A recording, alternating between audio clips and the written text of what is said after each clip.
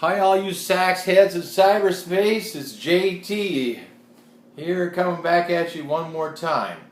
When I was trying out the Merlots the other day, I didn't have a reed that was going very good for the Robusto. Now the Robusto is like the Merlot. This is a metal mouthpiece that's standing on the shoulders of the great design of the Autolink. Basically, it's got has a very nice long baffle, and they've taken off on that design that was based on about 80 years of acoustic music development. I love it. Why reinvent the wheel is my philosophy. This thing is huge. Focuses, plays subtones, does everything.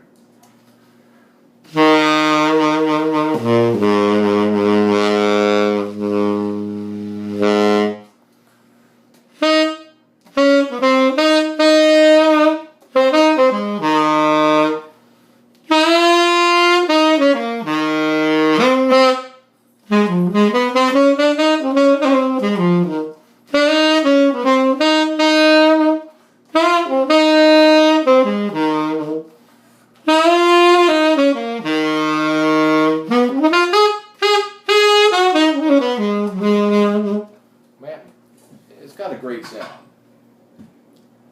It'll play soft too. It not only is it loud, you could take it out on a date and it'll be fine.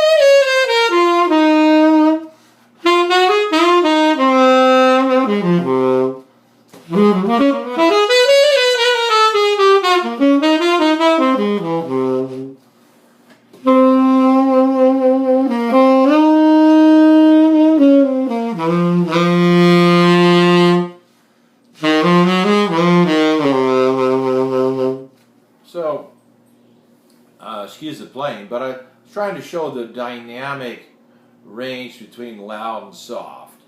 That's what I like in a mouthpiece, basically, is one that has profound low end, will play high.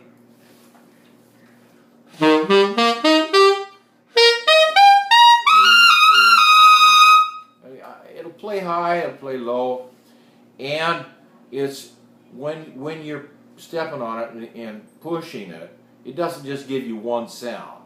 This thing is so far away from the way it is when you're soft and gentle with it, and it's great because you could play with the world's loudest drummer, and he doesn't have to sit there and play on brushes or get little pencil-sized sticks.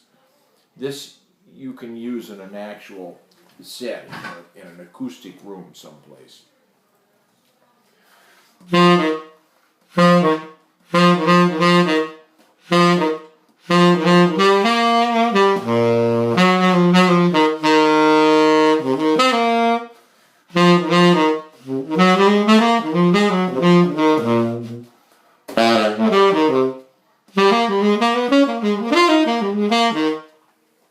Whatever, it's pretty nice.